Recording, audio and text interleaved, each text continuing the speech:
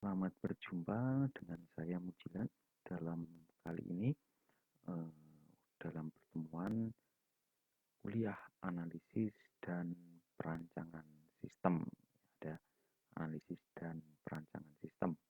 Tentu di kesempatan ini adalah pertemuan yang pertama, yaitu boleh disebut konsep dasar, boleh pendahuluan. Intinya adalah sebagai pengantar untuk masuk ke dalam eh, topik-topik di dalam analisis dan perancangan sistem.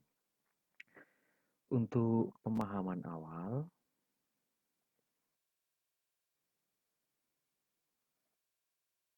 jadi yang akan saya sampaikan pada kesempatan ini adalah berupa panduan belajar atau tutorial umum. Jadi tidak secara mendetail masuk ke dalam teori atau konsep-konsep yang memang dipelajari di dalam sesi atau bagian ini. Misalnya contoh ya, buku dari Jogyanto bab 1 dan bab 2. Ya, kan Mission Impossible ya kalau kita sampaikan di dalam pertemuan perkuliahan. Nanti saya jadinya membaca dari depan sampai belakang dong ya. Ya, semacam itu ya. Jadi eh, yang saya sampaikan ini adalah panduannya saja, apa yang harus Anda baca, apa yang harus Anda lakukan. Sementara untuk kegiatan belajarnya yang melakukan adalah Anda selaku peserta perkuliahan. Jadi yang mungkin juga diterapkan di perguruan tinggi lain ataupun dosen lain adanya student center learning. Nah, itu artinya belajar berpusat di mahasiswa. Contohnya, mahasiswa dapat apa saja? Misalnya dapat mempelajari, ya, mempelajari, kemudian menjawab pertanyaan, diskusi, kemudian juga merangkum. Itu lama ya, kalau merangkum itu maksudnya udah dari dulu ada gitu ya. Mungkin studi kasus, berlatih, wah, dan banyak lagi ya dan sebagainya. Nah, itu yang harus dilakukan oleh para peserta. Contoh yang mempelajari. Nah, kalau dulu biasanya kan di dalam teacher center learning atau TCL itu kan lebih banyak diceramai oleh dosen. Ya. Diceramai itu materinya diberikan semua dari definisinya ini ABC, maksudnya ini semua. Nah, itu adalah secara konsep adalah teacher center learning, di mana teacher itu yang memberikan atau give ya. Sehingga mahasiswa itu hanya merasa menjadi mendapat mendapatkan saja atau mendapat berian gitu ya atau given gitu ya.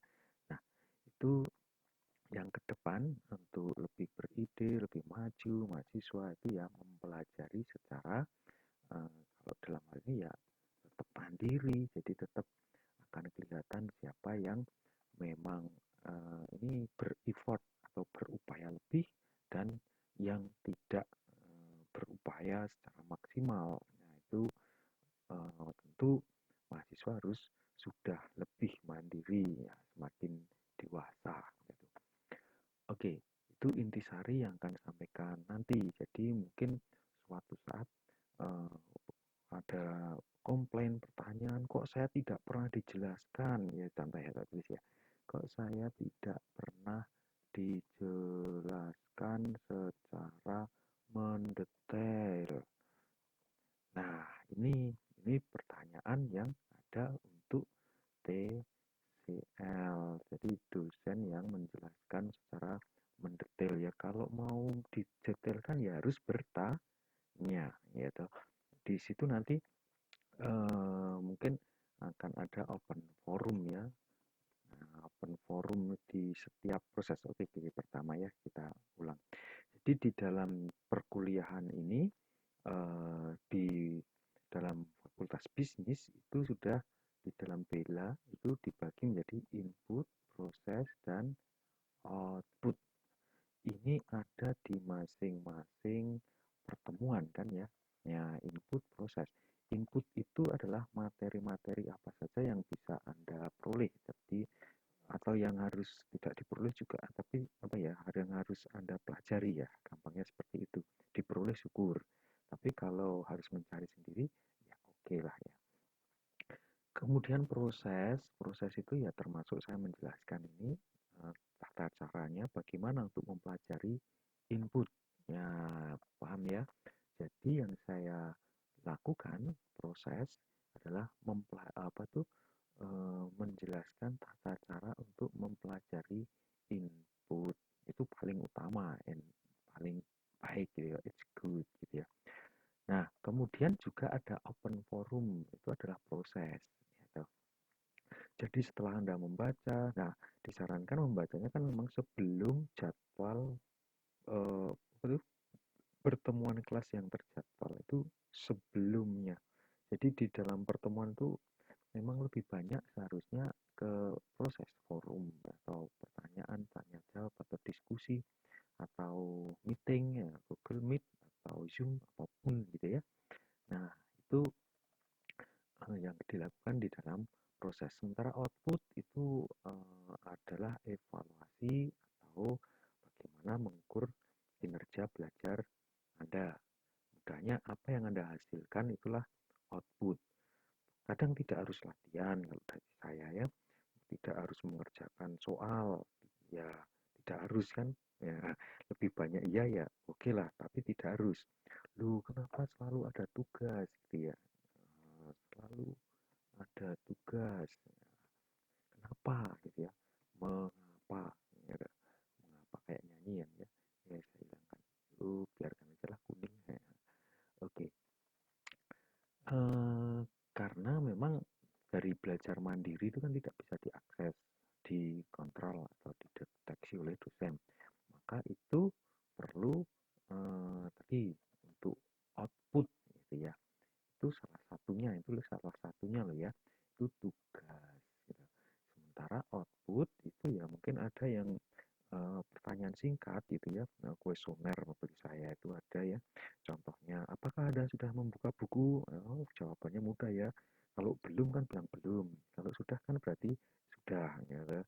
Apakah Anda sudah mendownload materi? Oh, jawabannya ya dan tidak. Oh, sangat sederhana ya. Tapi yang sederhana itu seharusnya menjadi pemicu untuk motivasi belajar yang lebih dalam. Itu maksud saya dengan hanya menanyakan yang mudah. Kemudian tadi dilanjutkan mengapa ada tugas ya karena kalau Anda SKS-nya itu bebannya 3 ya. 3 SKS kan sudah diperhitungkan kan itu ya dalam seminggu. Jadi SKS itu bukan jadwal kuliah tok ya. SKS itu adalah dalam 1 minggu. Jadi hitungan undang-undang kalau tidak percaya itu cari aja undang-undang sistem pendidikan nasional gitu ya. SKS itu adalah hitungan 1 minggu. Jadi mungkin kalau belajar kita di hari Kamis sebenarnya Rabu ya sudah mungkin Rabu setengah jam, Kamisnya apa ya kalau jadwalnya 2,5 jam ditambah 1 jam, 3,5 jam, atau tambah lagi 1 jam, kemudian hari berikutnya hari Jumat 1 jam, 2 jam, ya semacam itu ya. Ya itu 1 SKS sama dengan kalau kita perhatikan tuh 1 SKS sama dengan berapa? 170 menit. Jadi kalau belajar 3 SKS dalam seminggunya ya udah dikalikan saja tuh. Ya kira-kira ya 1 hari full ya kayak bekerja dari pagi jam 8 sampai petang ya kira-kira begitu ya. Nah, jadi kalau hanya menunggu di kelas ya tentu tidak akan terpenuhi ini jadwal. Maka output dari mahasiswa atau hasil lulusan itu ya tidak maksimal. Jadi ya kurang ya. Gitu. Itu yang terjadi di kita ya di Indonesia. Gitu. Baik, kita lanjutkan ke tadi apa? Yang pertama adalah input. Nah, input di dalam apa ini topik pertemuan pertama itu ada dari buku Jogyanto ya, analisis dan perancangan sistem bab 1 konsep dasar, mungkin juga bab 2 juga ya, karena ada pengembangan sistem ya, mungkin oke. Ini nampaknya plus bab 2 apa tadi, pengembangan sistem tinjauan umum ya, pengembangan sistem tinjauan umum gitu ya. Nah, itu kalau punya bukunya, oke, itu dipelajari. Kalau membaca satu bab di buku Jogyanto secara penuh, satu bab ya 1 hari itu ya. Kalau 2 jam itu masih cepat, gitu. Membaca sangat cepat. Jadi mungkin hanya membaca, belum mempelajari. Gitu. Kalau mempelajari itu bisa menuliskan ulang, bisa merenungkan, bisa bertanya, dan seterusnya. Nah, itu dari konsep di bab 1. Nah, kalau bab 2, ya, pengembangan sistem. Ya, kalau belajar ya oke lah, melek 2 jam lagi, ya, sudah 4 jam ya. Jadi mungkin waktu kuliahnya bisa dipakai untuk ini gitu ya. Oke, kita kurangi ya nanti misalnya. Oke, kemudian saya juga menyediakan buku gitu ya. Bab 1 dan bab 2 juga ya. Rodok mirip-mirip tapi rodok singkat gitu ya. Oke lah, kalau yang nggak punya buku Jogyanto, oke dibaca di sini mungkin mungkin ada gitu ya. Kemudian juga mungkin juga di buku Jogyanto tidak dicatat, di buku ini saya catat gitu ya. Saya mengumpulkan dari berbagai sumber sedapat mungkin, meskipun saya menyadari belum lengkap karena keterbatasan waktu menulis gitu ya. Ya lebih berat untuk memberikan materi ya, daripada perkuliahannya terganggu untuk nulis, ya lebih baik materi dulu disampaikan. Nulis bisa tiap semester tambah ya. Oke, kemudian nanti diambil juga PPT. Nah, PPT ini ya perlu dipelajari. Memang isinya kalau PPT tidak lengkap, di apa ini eh, mungkin memuat dari buku saya, kemudian juga mungkin memuat dari buku Jogyanto, kemudian juga ada gambar-gambar dan sebagainya dari internet. Ya. Kemudian ada PPT, jadi ada 3 PPT ya. Ini dalam topik 1, konsep dasar, kemudian stakeholder, kemudian tinjauan umum pengembangan sistem. Nah, itu adalah materinya. Ya, coba kita tengok dulu sesaat materinya. Oke. Nah, ini adalah buku yang 2017, saya sebut revisi saja ya, karena saya belum menerbitkan kembali. Buku ini sudah ber-ISBN dan HKI ya, tapi untuk revisinya kan belum diproses.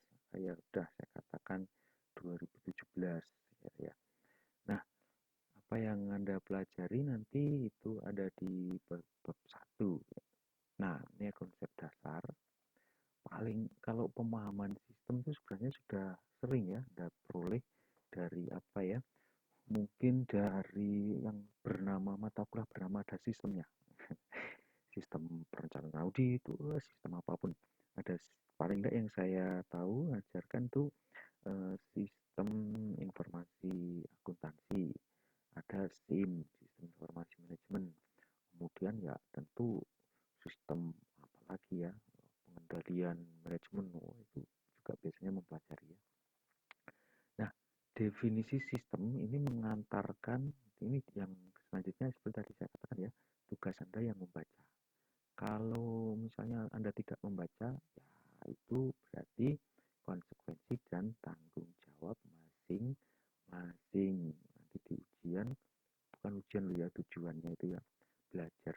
Ya, tapi kalau tidak bisa menjawab pertanyaan atau nanti ke depannya itu kan dalam konteks apa ini desain apapun itu kesulitan, itu mungkin ada proses yang salah, yaitu tidak mempelajari. Mempelajari itu berbeda dengan membaca ya, saya sudah katakan tadi. Nah, ini masih sedikit. Di situ ada informasi, kemudian menuju sebenarnya untuk mengatakan sistem informasi itu apa. Ya, di buku Jogyanto ada ada. Nah, ini ada stakeholder, ini fresh ya. Ya. Kemudian bab 2-nya pengembangan sistem sebenarnya berapa ya? 3 halaman itu kalau membaca tok itu ya, tidak mempelajari itu 5 menit itu enggak sampai 10 menit tapi itu membaca.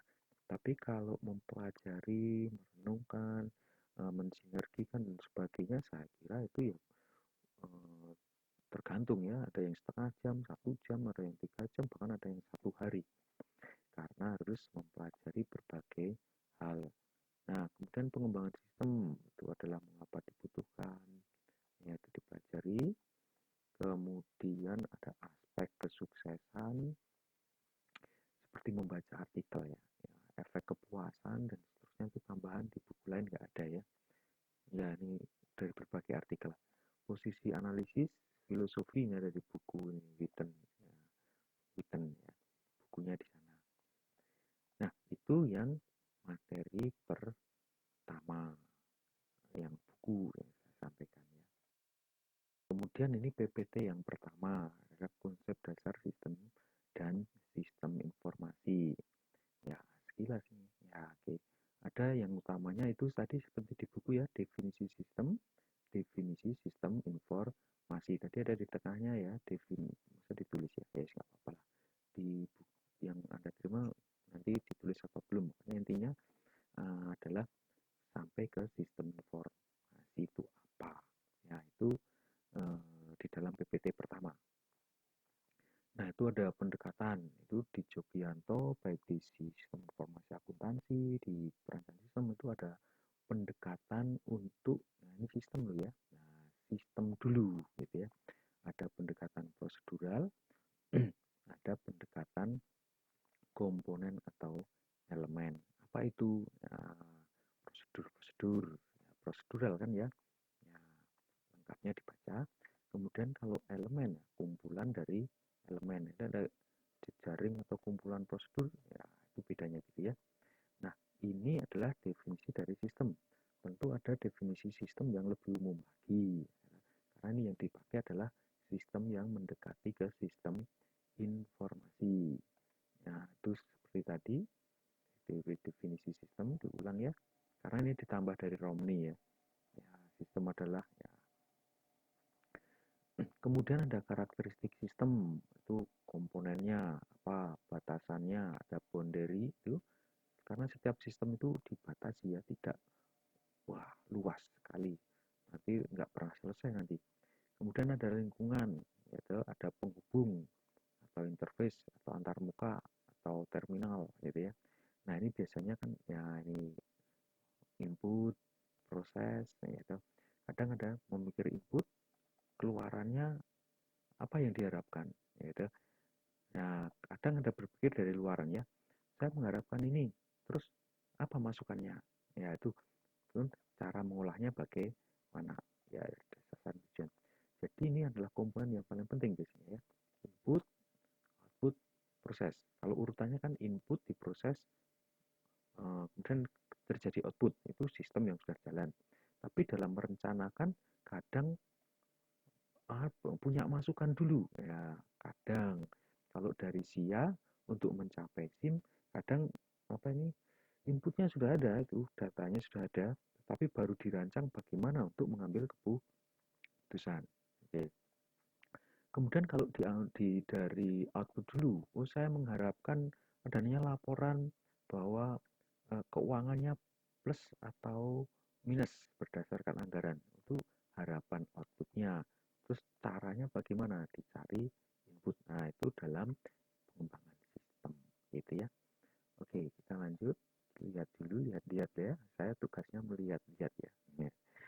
Sistem itu secara konsep ada dua, manual dan berbasis teknologi. Direnungkan ya, yang manual itu seperti apa, yang berbasis teknologi itu seperti apa. Manual itu yang datang ke sana, tanda tangan, mengambil gitu ya, menyimpan di dalam map dan seterusnya. Itu manualnya. Nah, kalau informasi, kalau ini sudah sering diterima juga ya, adalah data yang sudah diolah.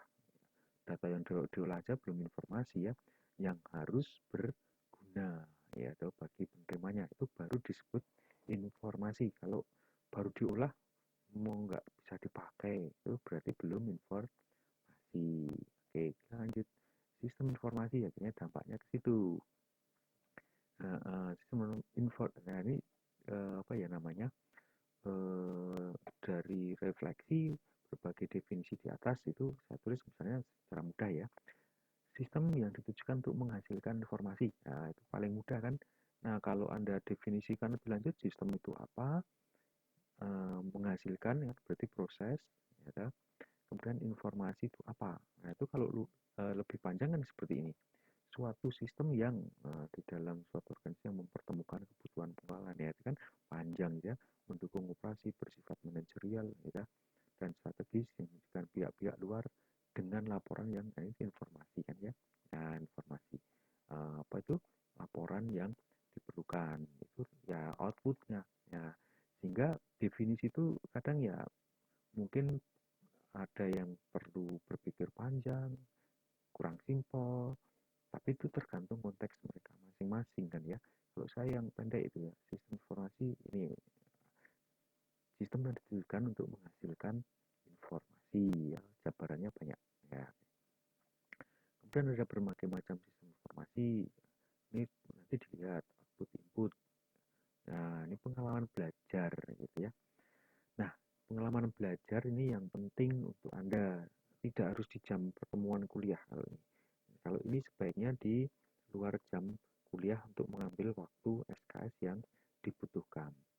Ya, wah, enggak disuruh mengumpulkan aja kok. Ngapain dikerjakan? Nah, tunggu dulu ya.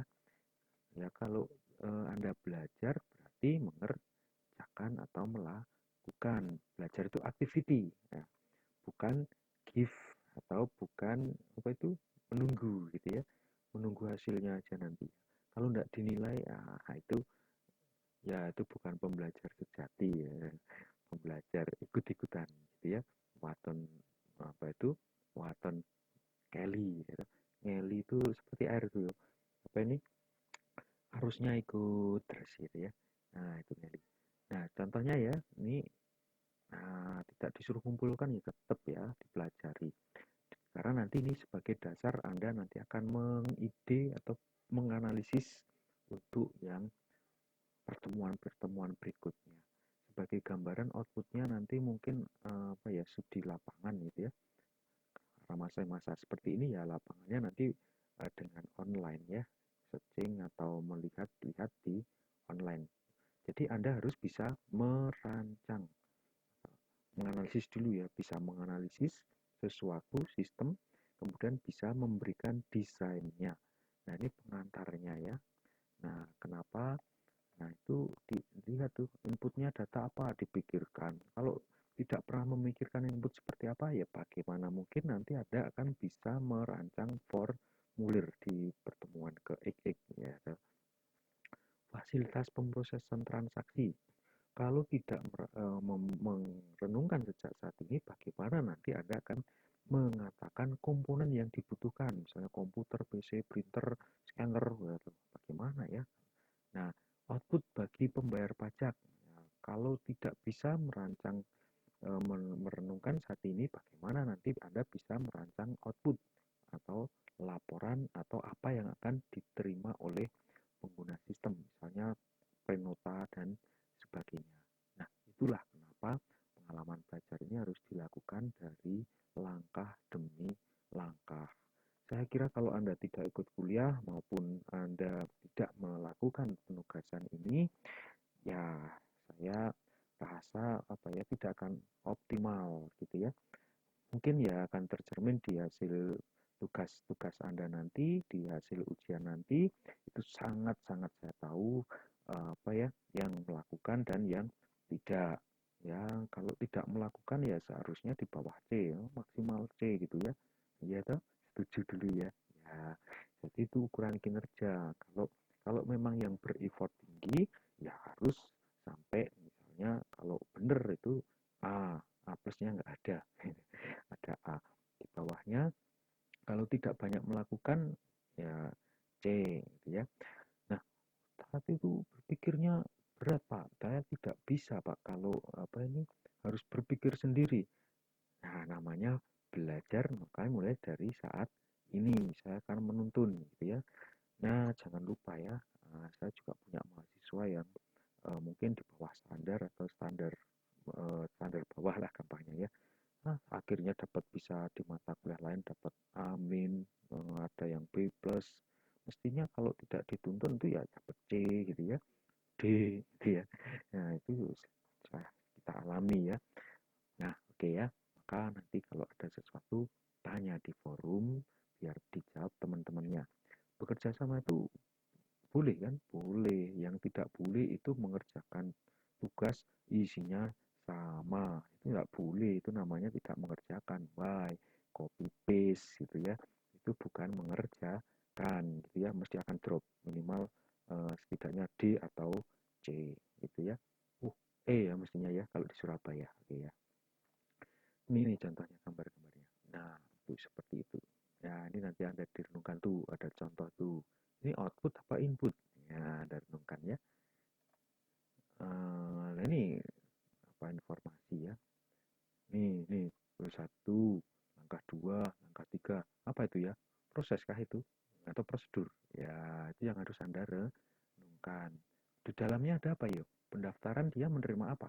Apa dicatat di mana? Ya, itu yang harus direnungkan di dalam sistem. Wah, pusing. Kalau pusing berarti tidak mencintai sistem ya. Padahal sangat dibutuhkan loh ya. Ahli sistem nanti akan banyak job gitu ya.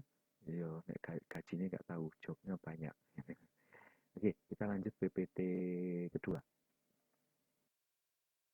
Nah, ini PPT kedua, terutama pada stakeholder. Nah, isinya masih terbatas ya. Nanti bisa Anda tambahkan di bukunya siapapun ya yang berbicara mengenai stakeholder. Tetapi dalam pengembangan sistem itu tentu akan berkait dengan banyak pihak. Itu intinya ya. Oke, ada stakeholder. Nah, ini yang pertama adalah pemangku kepentingan itu kalau saya renungkan itu kan ada dua ya.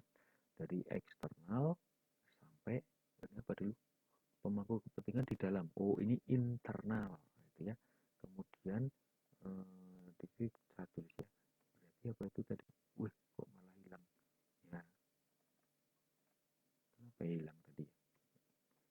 Itu apa tadi? Internal. Ya, tahu? Kemudian yang satu, entitas tahu ya entitas. Entitas itu adalah satu kesatuan yang dapat teridentifikasi atau apapun ya. Saya biasanya lebih suka menyebut entitas, tapi pada umumnya orang kan bilang organisasi, instansi. Nah, itu kan kalau saya bilang entitas ya organisasi masuk, institusi masuk, mungkin kelompok juga masuk, individu juga mungkin masuk, tergantung entitas didefinisikan di apa ya, makanya entitas ya, entity gitu ya. Bahkan di dalam prinsip akuntansi menyebut sebagai entitas, ada prinsip entitas. Ini eksternal ya, eksternal. Oke. Anda bisa merenungkan eksternal itu siapa? Pelanggan, pemasok, itu lebih di luar entitas ya.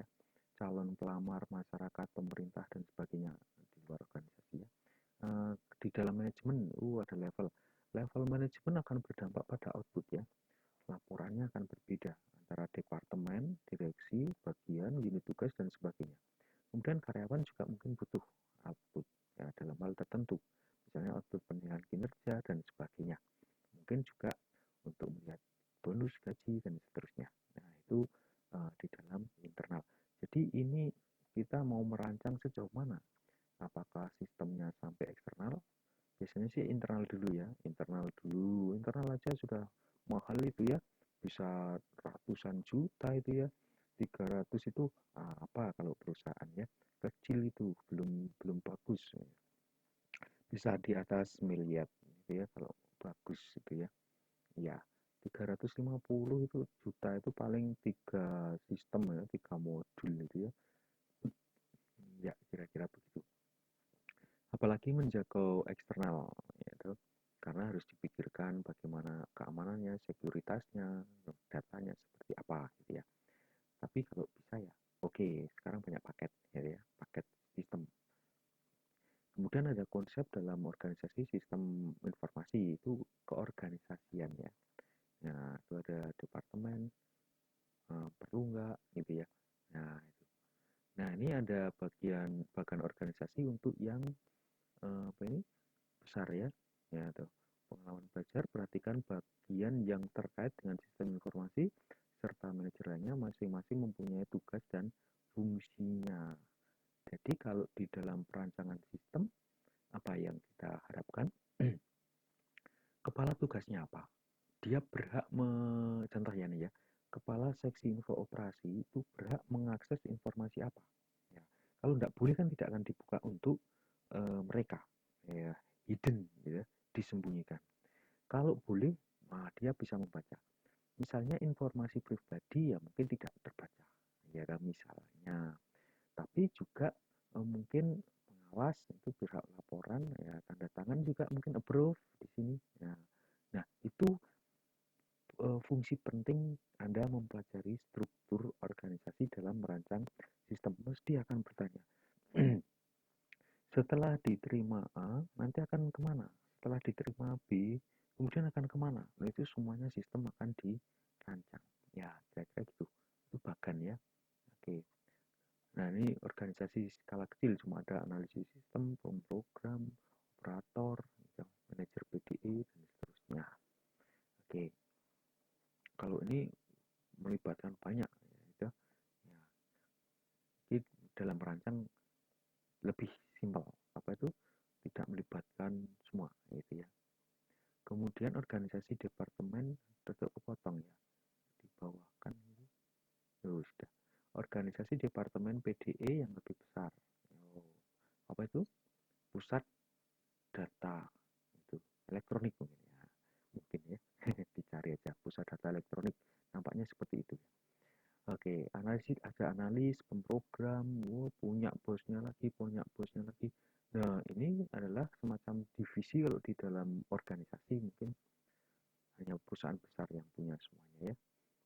Ya, pengalaman belajar, silahkan renungkan mengenai sistem informasi yang pernah Anda gunakan khususnya, itu misalnya apa ya, pernah belanja, beli tiket, apapun sebenarnya ya. Oke, kira-kira data informasi dalam sistem mengalir atau dapat diakses oleh siapa saja. Ya, ini membayangkan dan menerungkan ya, meskipun mungkin Anda tidak menjadi karyawan di sana. Kira-kira kalau beli tiket, ya, tiket kereta gitu ya, misalnya itu setelah diinput oleh apa itu CS atau apa ya yang menerima memberikan tiket itulah istilahnya, itu kemudian dibaca siapa?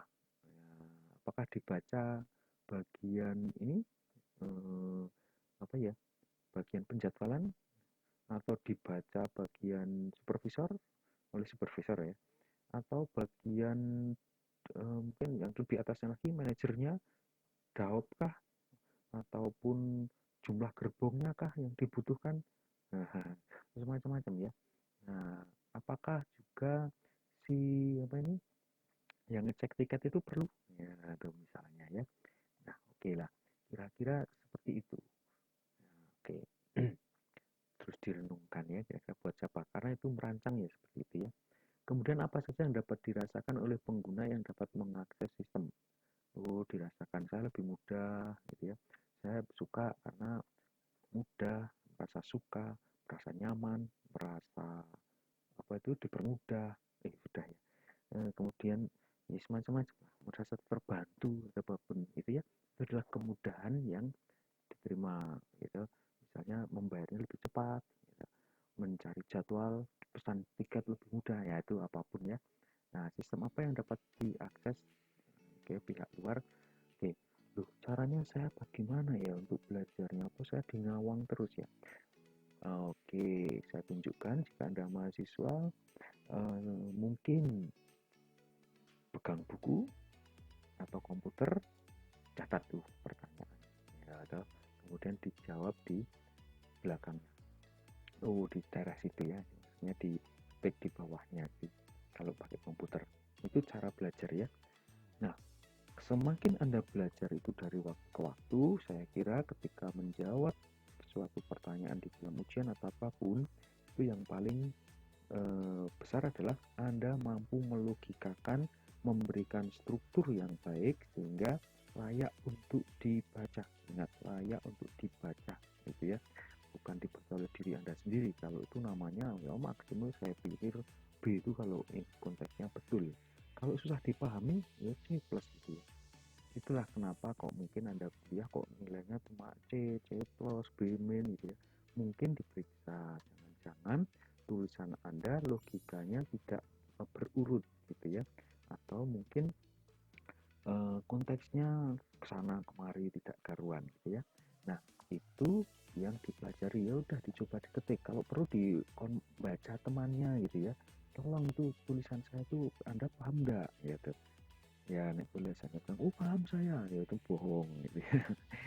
kasihan ya.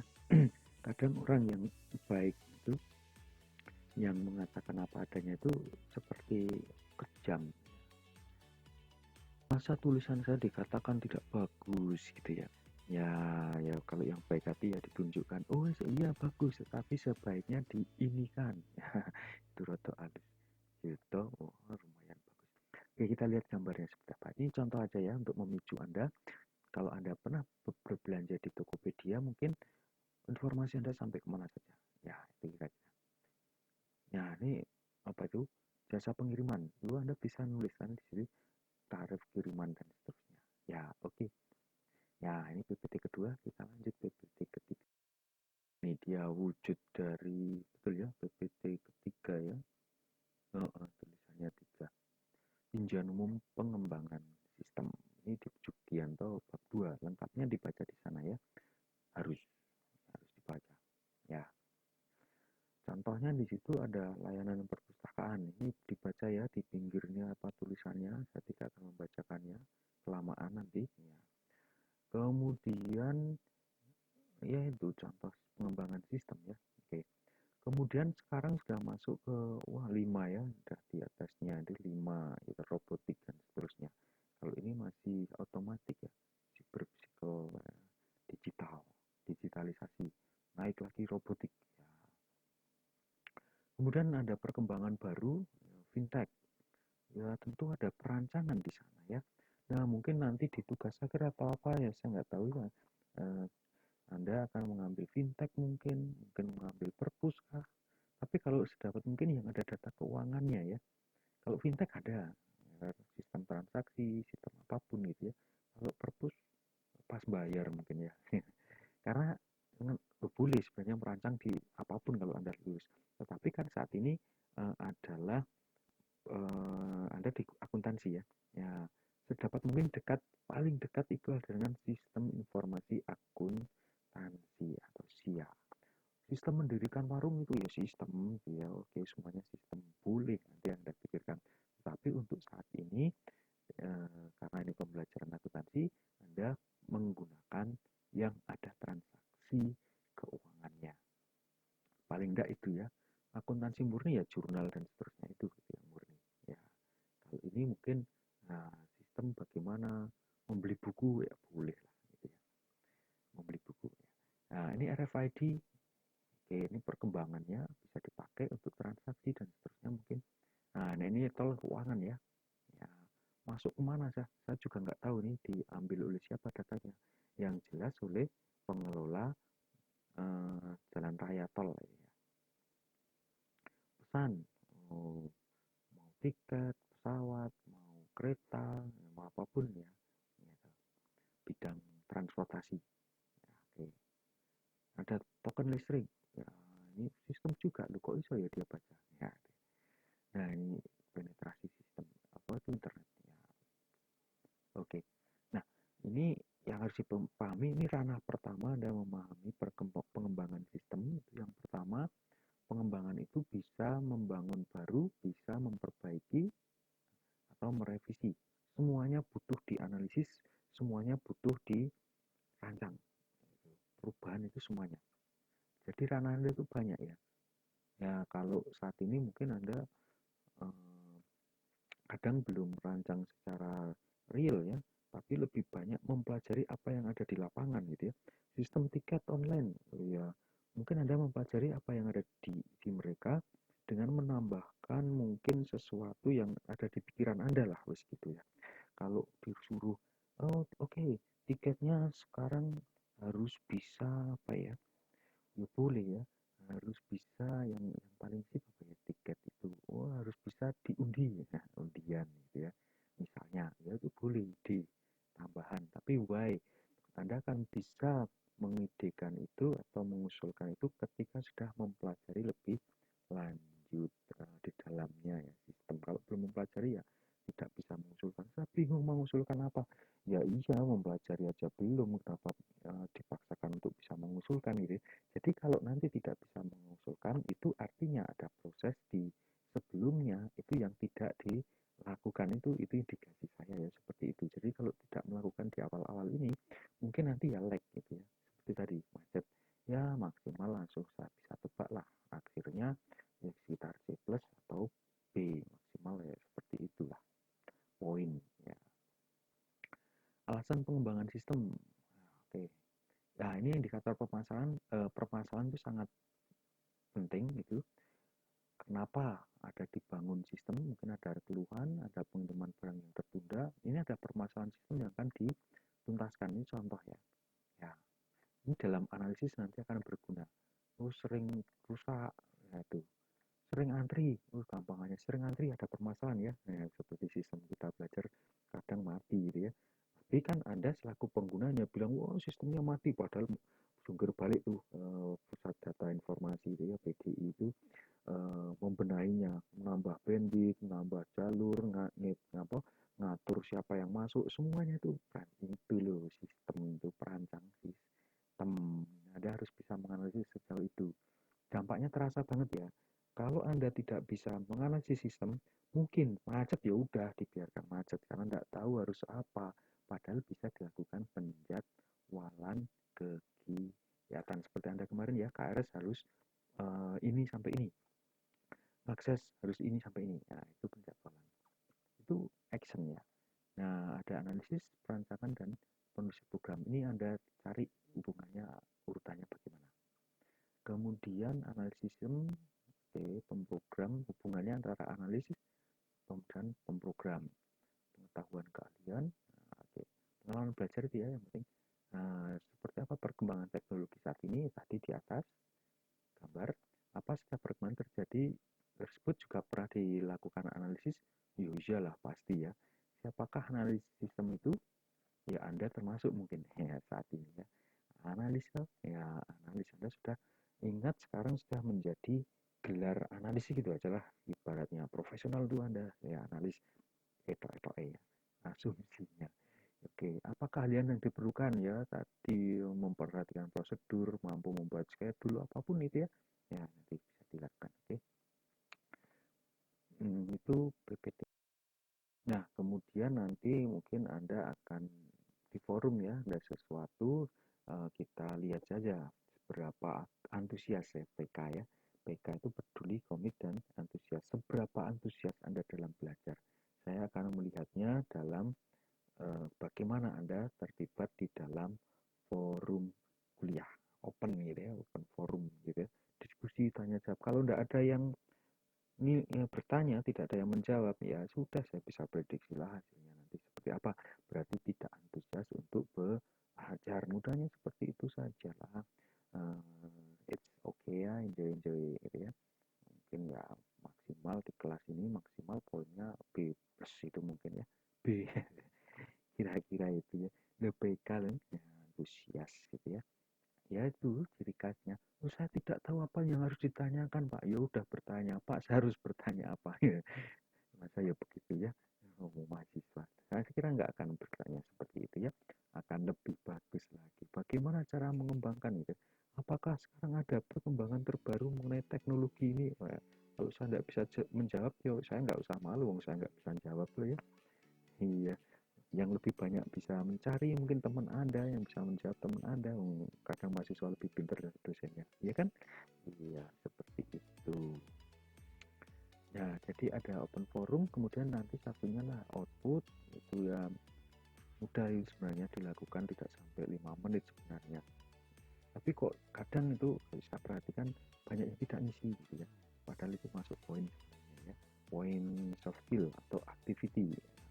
Bagian juga dari presensi. Presensi itu presensi, activity, mungkin banyak jawab di forum dan seterusnya itu bisa. Tapi dalam skala bukan sampai 100 ya skalanya. Oke, itu masalah penilaian. Misalkan skala 5, skala 4 ya.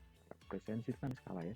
Hadir misalnya 3, tidak terlambat misalnya maksudnya 2, mungkin terus izin 1, apapun ya bisa ditolak oleh dosen masing-masing.